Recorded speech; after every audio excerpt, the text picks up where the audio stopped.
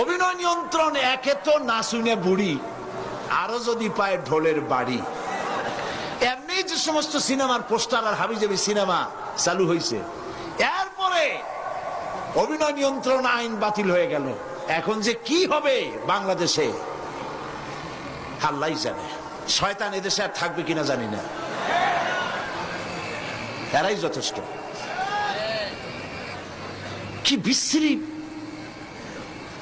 নগ্ন অর্ধনগ্ন ছবি দিয়ে রাস্তাঘাট ভরে ফেলা হয়েছে। যুবতী মেয়ে নিয়ে তার বাবা, বোন নিয়ে তার ভাই রাস্তায় চলার উপায় আছে? আর কি সব আশ্চর্য নাম সিনেমা। বাবা কেন ফকির,